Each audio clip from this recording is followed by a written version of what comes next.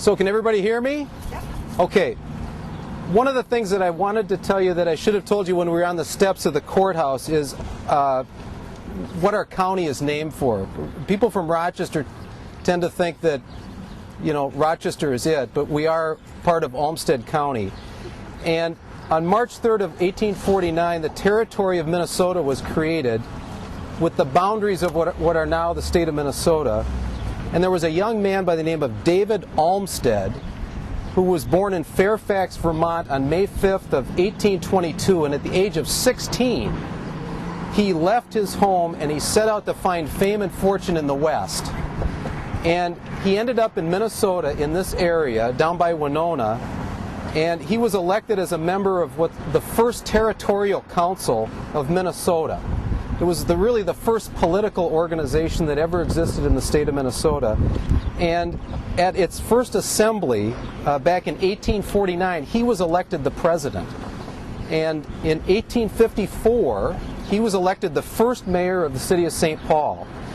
And then in the book that I found doing some research on him, he's remembered as one of the most popular men of public life. And remarkably, he accomplished all this before the age of 39. He died when he was 39 years old. So that's how our county, that's the derivation of the name of Olmsted County. The reason I stopped here is really twofold. First of all, this is the old Chicago Great Western Depot, and it has quite a history. This is actually the site where it was built on in the late 1800s. And what happened was, there's a breezeway that used to be between it, so it was two separate buildings all under one roof. It was cut in half, moved across this railroad track that existed, and then located where the old public library is, where it stood for a long time until it was moved in kind of the mid to late 1980s. I was part of this group that determined that this was really a unique structure. John was part of that. There may be other people that were here that were part of that. And we just thought it was too important a structure, given its age and if you look at it, it's really a rather unique building.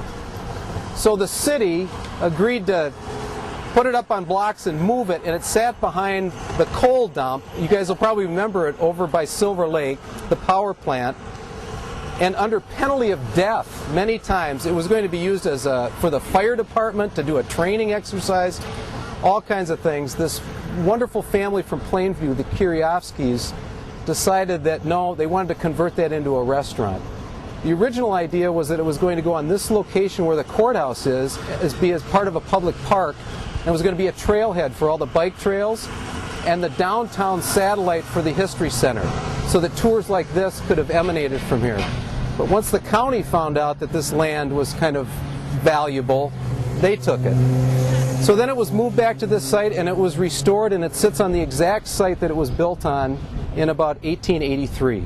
So that's the story there. And then this is, the Zumbro River. This is where the city started, and this bridge, not this bridge, but this expanse here is where the first bridge really brought together the east and west side of town. And we'll make our way up to the old Kelly building and then head across the street. Okay?